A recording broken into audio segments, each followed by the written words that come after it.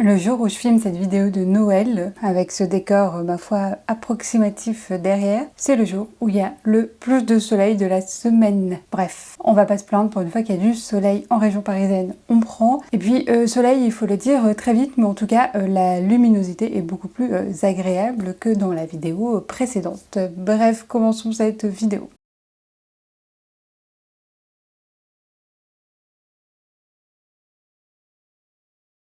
C'est la deuxième année que je propose sur les réseaux sociaux ce tag de Noël et il y a quelques petites nouveautés par rapport à l'année précédente. Tout d'abord, j'ai fait un template que vous pourrez retrouver à l'écran, mais surtout en barre d'infos et sur Instagram. Je vous invite à aller me suivre juste ici et comme ça, vous pourrez plus facilement le repartager et faire vivre ce tag de Noël. L'autre nouveauté, c'est que je me suis rajouté une contrainte pour le remplir et du coup, on en reparle au moment où je vous le présente. Le tag de Noël, qu'est-ce que c'est? Alors d'abord, petit disclaimer, évidemment, pas tout le monde fête Noël, parce que c'est soit une fête qui vous correspond pas à vos valeurs, ou alors parce que vous n'avez pas l'opportunité de le fêter. Et on pense évidemment à toutes les personnes qui sont seules, qui ne peuvent pas être entourées, ou pour qui la famille, les amis, etc. c'est un moment très compliqué, ces retrouvailles. Et donc ces personnes préfèrent ne pas fêter Noël, et c'est totalement compréhensible et acceptable, et on n'est pas là pour discuter de ça. Moi, ce qui m'intéresse dans cette fête de Noël, c'est plutôt le prétexte, notamment pour les réseaux sociaux littéraires, de mettre en avant des livres un petit peu différemment, avec des catégories, parce que c'est le principe des tags,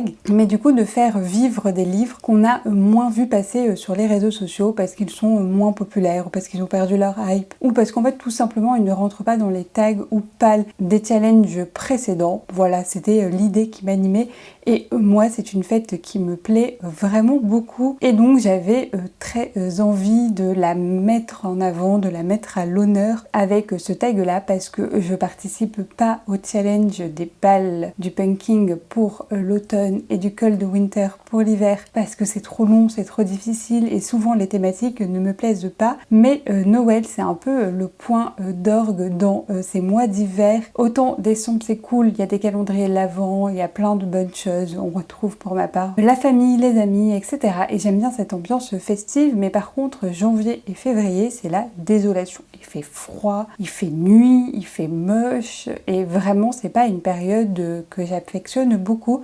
Donc, je profite de ce petit moment dans l'année que j'aime bien pour le mettre en avant. Bref, passons au livre. Comme l'année dernière, j'ai repris les mêmes catégories, il n'y en a que 6. L'idée, c'est que là, il y a des catégories dont les mots-clés me faisaient penser, et me font toujours penser à Noël et à cet esprit-là, et vous le remplissez comme vous voulez. Soit vous prenez le mot-clé de manière très littérale et vous le remplissez, voilà, d'une manière un petit peu mécanique, soit vous tirez le sens pour faire entrer le livre que vous voulez. Là encore, il n'y a pas de règle d'or, l'idée c'est encore une fois de partager. Et c'est cet esprit que moi j'affectionne beaucoup en cette période de fin d'année. Je vous disais, je me suis rajouté une contrainte par rapport à l'année dernière. D'ailleurs, vous pourrez retrouver mon tag précédent en barre d'infos et dans le petit i. Un jour je saurai où il est.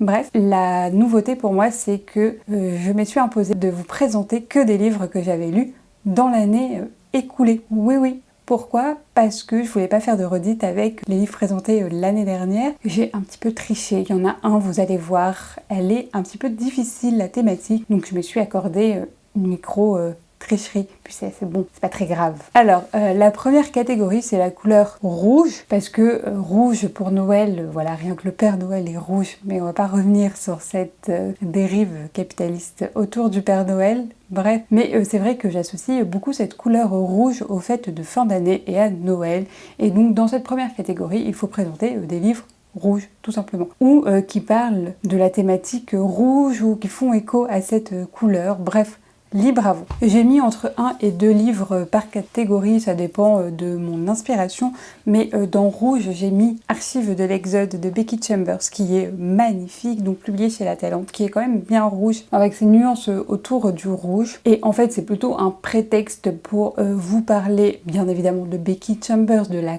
Queen absolue, et donc de ce tome 3 que j'ai lu cette année, en début d'année. Et en fait, c'est un de mes tomes préférés parce qu'on va suivre, on est dans la flotte de l'Exode, et en fait, c'est un vaisseau spatial ou un amas de vaisseaux spatiaux où vivent des terriens qui sont du coup exilés parce que la Terre est plus habitable ou très difficilement habitable. On va avoir plusieurs personnages qu'on va suivre dedans et on va notamment comprendre le fonctionnement de la vie sur ce vaisseau spatial, comment on est organisé et du coup l'organisation est forcément une organisation où la nature est au centre, enfin le peu de nature qu'il y a et en fait on est dans un mode de vie très circulaire où tout est recyclé, tout est pensé pour être efficace et pour pas perdre en énergie, en nutriments, etc. Et c'était une ode à l'écologie que j'ai adorée. Et puis c'est Becky Chambers, c'est de la SF positive. Il y a des personnages queer, c'est excellent. Et franchement, c'était beau et paisible. J'ai adoré. Dans un tout autre registre, parce que là, on va passer à de la dystopie. Donc c'est pas du tout paisible, c'est totalement l'inverse. Mais il est rouge aussi, enfin dans des nuances de rouge.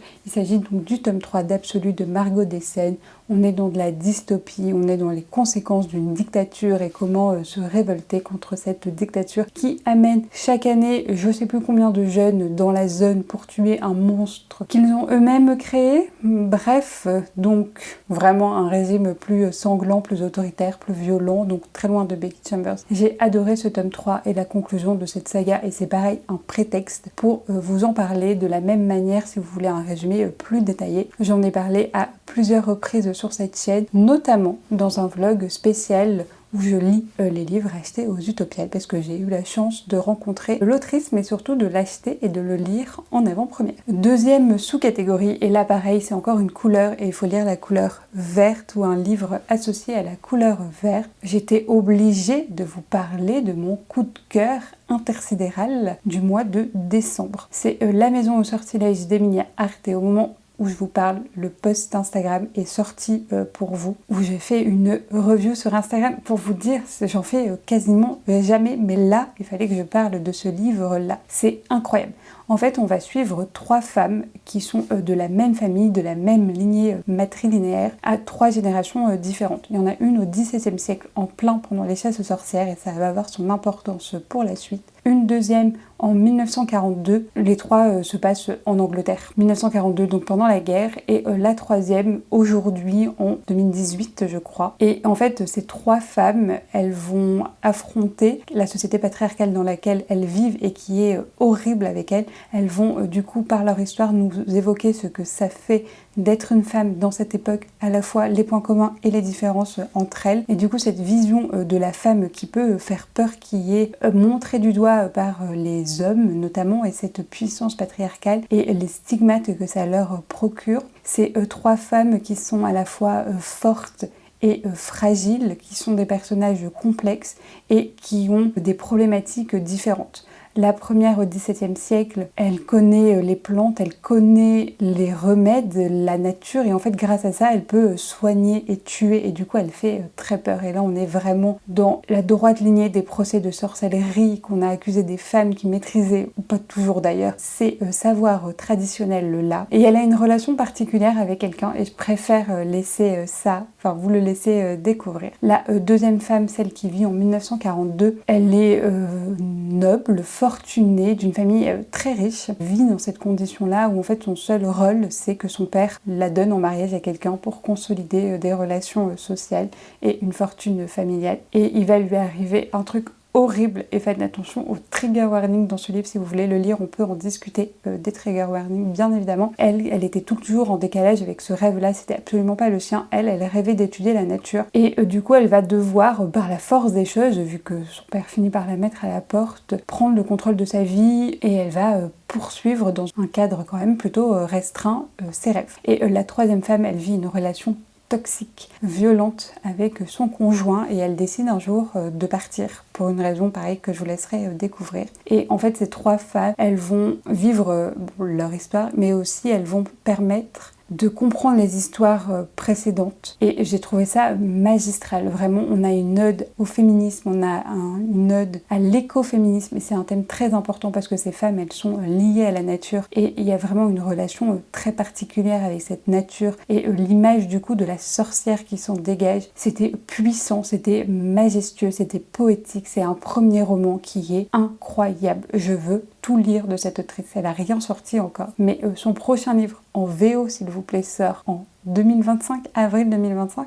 Et je vais le lire. C'était vraiment parfait. Troisième catégorie, il faut lire un livre avec une couleur dorée ou argentée. Et pourquoi ça? Je n'ai pas précisé, mais le vert, le sapin, etc. Parce que c'est souvent de cette couleur-là, je trouve que sont les papiers cadeaux. Et c'est des couleurs aussi que j'associe à Noël. Me demandez pas pourquoi, mais normalement, vous voyez. Et là, pareil, je voulais vous parler d'une excellente lecture, vraiment, dont la couverture est argentée. Vraiment, hein, on peut pas faire plus argent que ça. Et donc, comme vous l'avez vu, c'est Vers les étoiles, le tome 1 de Lady Astronaute de Mary Robinette Kowal, qui est une autrice anglophone. Et ici, on est dans de la science-fiction. Pareil, j'en ai parlé dans mon bilan lecture du mois de novembre. Mais très rapidement, on va suivre Elma, qui est un génie des maths en 1952, après qu'une météorite se soit écrasée à Washington et ait détruit une bonne partie des États-Unis, et avec des répercussions, ma foi, internationale évidente. Et ça va être le début de la course vers les étoiles pour les États-Unis afin de trouver une solution, vu que la planète Terre ne sera plus habitable dans quelques décennies. Et Elma, son rêve, c'est de devenir astronaute. Elle a toutes les qualifications pour le faire, mais c'est une femme, et donc on veut pas d'elle, merci le sexisme et le patriarcat, alors même qu'elle est beaucoup plus qualifiée que certains hommes qui rentrent dans ce programme spatial. Et donc on va suivre un petit peu son parcours, son combat du combattant combattante pour devenir astronaute. Et en fait, elle va avoir un éveil au féminisme. Progressivement, elle part d'un féminisme bourgeois, mais en fait par la rencontre notamment avec un groupe de femmes noires qui veulent devenir pilotes et astronautes, elle va aussi s'éveiller au racisme, à la prise de conscience du racisme, et elle va avoir de plus en plus une approche intersectionnelle de ces deux phénomènes, et se rendre compte que même s'il y a sa situation à elle est vraiment horrible, il y a pire, et qu'elle va devoir lutter pour elle devenir astronaute, mais aussi pour que ces femmes racisées le deviennent. J'ai adoré ces deux dimensions, l'éveil politique de ce personnage, cette transformation qui m'a vraiment marquée. J'ai trouvé ça mais tellement fort politiquement, et en même temps le rêve de devenir astronaute qu'on partage, elle et moi. Bon, Elma a plus de chances de l'obtenir que moi. Mais bref, j'ai adoré cette lecture, vraiment. Et c'est une saga, et c'était vraiment très très bien. On passe à la quatrième thématique, et cette fois-ci, c'est plus une couleur, mais c'est un mot, c'est le mot famille. Amis, parce que c'est des moments, les fêtes de fin d'année, où on se retrouve en famille, entre amis, encore une fois, si on le peut.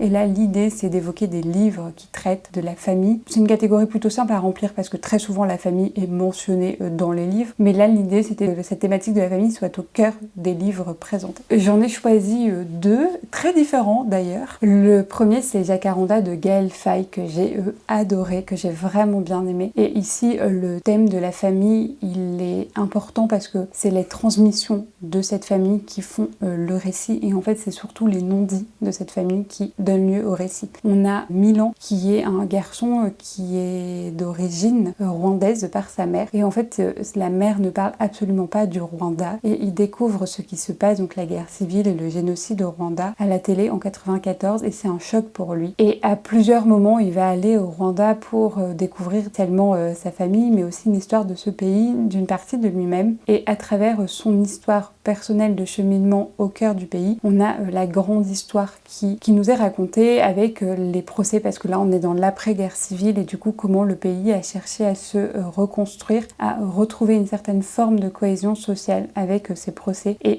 comment on a jugé les coupables de ce génocide. Et pourquoi je le mets là dans la famille? Parce qu'il y a toute cette histoire autour de la famille de Milan, de son père, de sa mère, et des gens de sa famille élargie qu'il rencontre au Rwanda, et cette question de la transmission ou pas de cette famille. Mais plus largement, le génocide au Rwanda, ça a été un génocide qui s'est perpétué entre des personnes qui se connaissaient, qui s'interconnaissaient. Ça a pu diviser des familles, notamment sur les questions de l'après, de la justice, etc. Tout ça est mentionné dans ce texte-là, et j'ai trouvé ça très intéressant, comment le mot famille était une thématique du coup abordée dans cette œuvre-là. Et pour un livre un peu plus tranquille, moins engagé politiquement, et c'est le moins qu'on puisse dire, ou en tout cas moins émouvant, parce que vraiment Jacaranda prend aux tripes, au cœur, et raconte des choses très violentes. J'ai choisi de vous présenter Dynastie d'Ilona Andros, qui est une saga d'urban fantasy que j'aime beaucoup. J'ai lu les 2 premiers tomes, et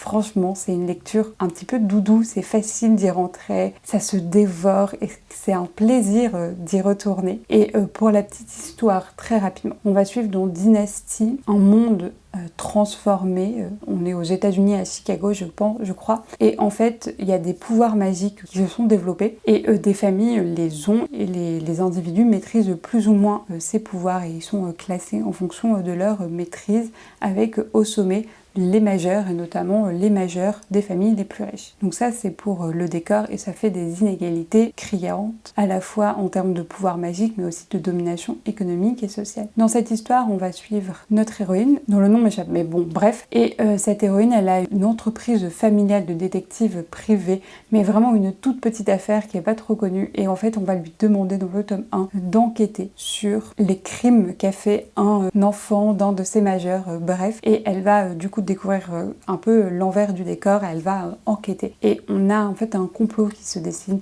et c'était assez intéressant comment on avait cette dimension d'enquête que je trouvais plutôt sympathique et ça m'énerve de pas retrouver le nom de cette héroïne parce que je l'ai vraiment sur le bout de la langue. Le complot était plutôt intéressant, j'aime bien cette relation qu'elle a avec l'homme qui l'aide, bref, qui est très problématique. Et en fait, j'aime bien comment cette héroïne, elle est l'héroïne voilà, des années 2020 parce qu'elle en a un peu rien à foutre de cette romance, mais en même temps, elle aime bien et elle est un peu amoureuse du garçon, mais c'est pas sa préoccupation première, elle est pas naïve, elle a envie d'être indépendante et en même temps, elle se pose plein de questions par rapport à sa famille, etc.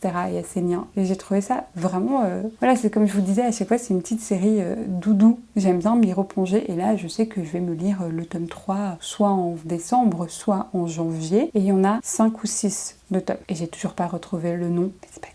5e thème, et là il faut lire un livre en rapport avec les repas, la nourriture, parce qu'on mange beaucoup malheureusement à Noël et dans ces fêtes de fin d'année, c'est un peu la constante. On a beau se dire on va moins manger, on va faire attention au gaspillage alimentaire bien évidemment, mais voilà, le fait est de constater que d'année en année on mange toujours autant, si ce n'est plus. Repas. Et là j'ai choisi un truc qui va vous écœurer et du coup vous faire peut-être réfléchir à certaines pratiques alimentaires, mais c'était le but parce que j'ai lu, et j'en ai déjà parlé sur cette chaîne, mais Cadavreschi d'Augusta Barastica, je crois que c'est ça la prononciation, je vous remettrai de toute manière à l'écran le nom de cette autrice argentine. Et en fait dans Cadavreschi, je vais être très bref parce que pareil, voilà, on en a beaucoup entendu parler et on part du postulat que la viande animale n'est plus consommable et en fait on va élever des humains et humaines spécialement pour que les autres humains humaines qui peuvent se le permettre mangent ces humains humaines. Une forme de cannibalisme et en fait ça c'est hyper codé dans la société, on peut pas manger n'importe qui, n'importe comment, il y a des normes, il y a une production et en fait grâce à ça l'autrice elle va faire un parallèle qui est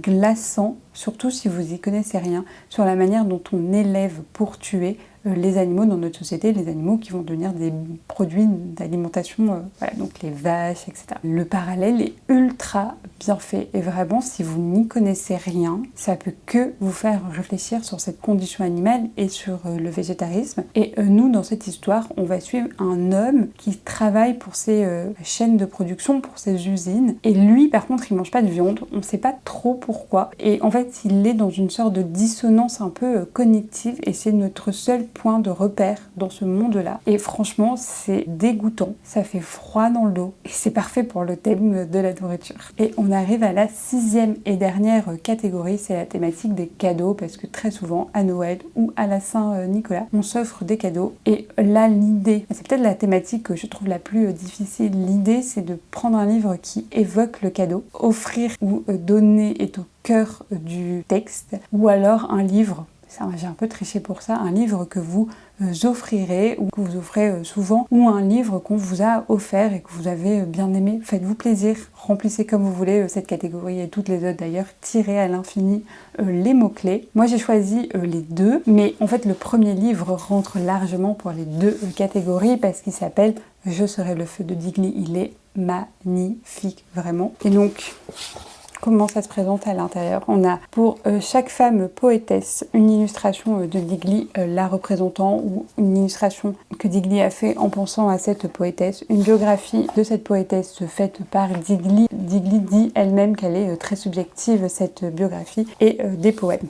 Et ce livre est magnifique, on va pas se le cacher, donc du coup il rentrerait parfaitement dans la sous-catégorie ou l'idée que j'ai évoquée, à savoir un livre qu'on offrirait parce que franchement il est magnifique, et en plus c'est un livre que moi on m'a offert. Je l'ai aussi mis dans cette thématique, pas que pour ça et pour vous montrer la beauté de cette œuvre, même si ça serait amplement suffisant. Digli, elle nous fait un cadeau qui est quand même, moi je trouve incroyable, c'est qu'elle a fait un travail certes subjectif d'exhumation de ces femmes poétesses. Alors il n'y a pas que des françaises, mais du coup elle nous l'offre, et je trouve que c'est un super geste féministe et sororal de dire bah voilà, en fait j'ai fait un boulot incroyable, voici des heures de recherche, même plus que des heures, des mois, des années de recherche, le voici, je vous mets ça entre les mains, et continuez à faire vivre ces poétesses.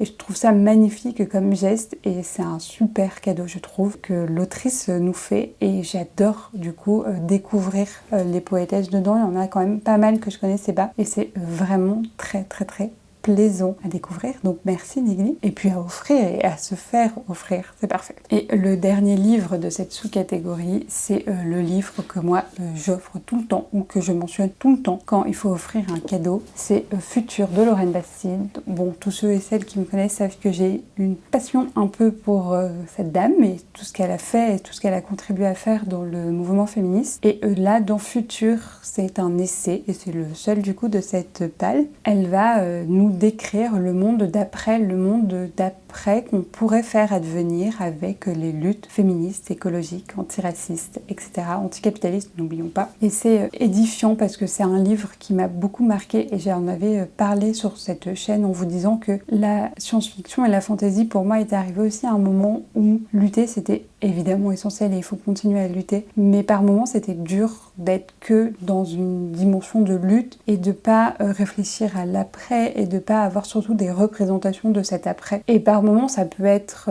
fatigant, juste cette lutte, sans voir advenir des changements très concrets ou très immédiats ou rapidement. Et du coup, esquisser comme ça la discussion dans un essai et non plus dans la science-fiction ou de la fantasy, donc par définition un univers lointain, c'est quelque chose qui m'a vraiment fait du bien au moral. Et je trouve ça important. Et puis pour les personnes qui ont des familles avec des propos problématiques, offrez-leur Futur, comme ça peut-être qu'ils et elles changeront d'avis. Et je voulais juste vous lire les thématiques abordées ou les différentes parties du texte. Donc la partie 1, c'est nous serons libres d'être nous-mêmes, sur l'acceptation des différences et de nos identités multiples. Partie 2, nous nous aimerons sans contrainte. Donc les questions de la famille, de faire famille différemment. Question 3, nous serons réparés. Et la question du coup de la justice transformatrice et non pas simplement punitive, que je trouve très intéressante comme thématique. Question 4, nous prendrons soin les uns des autres, et donc la thématique du care et de cette revalorisation du travail de prendre soin et à quel point c'est important. Partie 5, toutes les vies seront bonnes. La question du coup de l'écoféminisme, de la prise en compte de l'écologie de la nature, etc. Et donc, lisez Futur de Lorraine Bastide. Et c'est ainsi que je termine ce tag 2024 de Noël. J'espère que la vidéo vous aura plu, que le concept vous aura plu. Je vous invite, mais vraiment, ça me ferait très chaud au cœur que vous le fassiez, à repartager ce tag, à le faire à votre sauce, etc. Pensez à m'identifier si vous le faites, que ce soit ici ou sur Instagram, comme ça je verrai et je découvrirai, j'en suis sûre, plein de pépites. Encore une fois, merci d'avoir regardé cette vidéo jusqu'au bout. N'hésitez pas à commenter avec des petits cadeaux pour Noël. Et moi, je vous dis à la semaine prochaine pour une nouvelle vidéo. Au revoir!